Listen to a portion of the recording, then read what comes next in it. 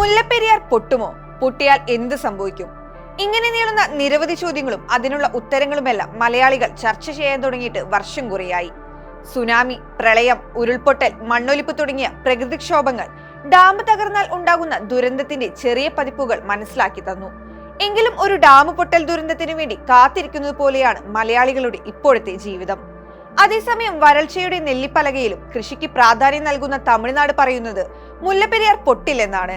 ചുണ്ണാമ്പും സുർക്കി മിശ്രിതവും കരിങ്കല്ലും ഒക്കെ ഉപയോഗിച്ചുണ്ടാക്കിയ നൂറ്റാണ്ടുകൾ പഴക്കമുള്ള മുല്ലപ്പെരിയാർ അണക്കെട്ടാണ് ഇന്ന് ലോകത്തിലുള്ളതിൽ ഏറ്റവും പഴക്കമുള്ള ഭൂകുരുത്ത അണക്കെട്ട്. അതുകൊണ്ട് തന്നെ കേരളീയർ ഭയക്കുന്നു ഈ അണക്കെട്ട് കാലപ്പഴക്കം ചെന്നതാണെന്നും പൊട്ടുമെന്നും. 1896 ഈ അണക്കെട്ട് നിർമ്മാണം പൂർത്തിയാക്കിയ കാലത്ത് 50 വർഷത്തിലധികം ഇത്തരം അണക്കെട്ടുകൾക്ക് ആയുസില്ലെന്നാണ് അണക്കെട്ടിന്റെ ശില്പിയായ പെനിക്കിക് എന്ന ബ്രിട്ടീഷ് എഞ്ചിനീയർ തന്നെ പറഞ്ഞിട്ടുള്ളത്. അദ്ദേഹത്തിന്റെ വാക്കുകൾ ശരിയാണെങ്കിൽ ഇന്ത്യ സ്വാതന്ത്ര്യം ലഭിക്കുന്നതിന് മുമ്പ് തന്നെ അണക്കെട്ടിന്റെ കാലാവധി കഴിഞ്ഞതാണ്. അന്നത്തെ സാങ്കേതിക വിദ്യയിൽ വളരെ ശ്രദ്ധ ചെലുത്തി ബ്രിട്ടീഷുകാർ നിർമ്മിച്ചത് കൊണ്ട് മാത്രമാണ് പിന്നെയും 78 കൊല്ലമായി അതിങ്ങനെ പൊട്ടാതെ നിൽക്കുന്നത്. മറ്റാരെങ്കിലുമായിരുന്നു ഡാം ഉണ്ടാക്കിയിരുന്നതെങ്കിൽ ഇതിനോടകം മുല്ലപ്പെരിയാർ അണക്കെട്ട് ദുരന്തത്തിന്റെ പ്ലാറ്റിനം ജൂബിലി ആഘോഷിച്ച് കഴിഞ്ഞിട്ടുണ്ടാകും. കേരളത്തിലാണ് മുല്ലപ്പെരിയാർ ഡാം സ്ഥിതി ചെയ്യുന്നതെങ്കിലും ഡാമിന്റെ ഉടമസ്ഥർ തമിഴ്നാടാണ്. ഇതാണ് പ്രധാന പ്രശ്നം.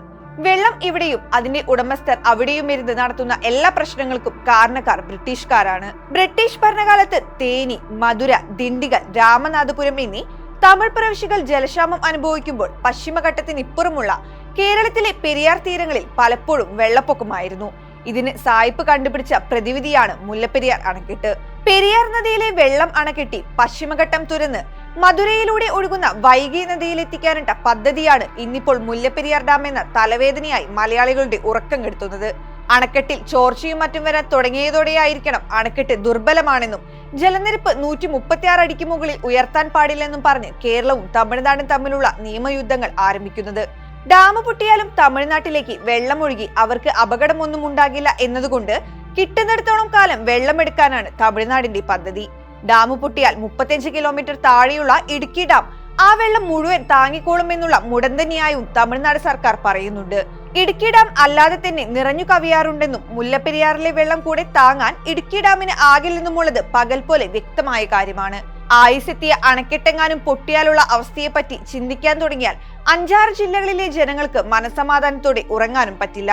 അപകടം എന്തെങ്കിലും ഉണ്ടായാൽ ഇടുക്കി, കോട്ടയം, പത്തനംതിട്ട, എറണാകുളം, തൃശൂർ, ആലപ്പുഴ എന്നീ ജില്ലകളിലായി കുറഞ്ഞത് 40 ലക്ഷം ജനങ്ങളെങ്കിലും ചത്തൊടുങ്ങും. ഇതിനു പുറമെ വളർത്തു വന്യമൃഗങ്ങളും ഉണ്ടാകും. ഈ ദുരന്തത്തിന് പിന്നാലെ ഉണ്ടാകാൻ പോകുന്നത് പകർച്ചവ്യാധികളായിരിക്കും. അത് രക്ഷപ്പെട്ടവരെ കൊല്ലാനുള്ളതായി മാറുകയും ചെയ്യും.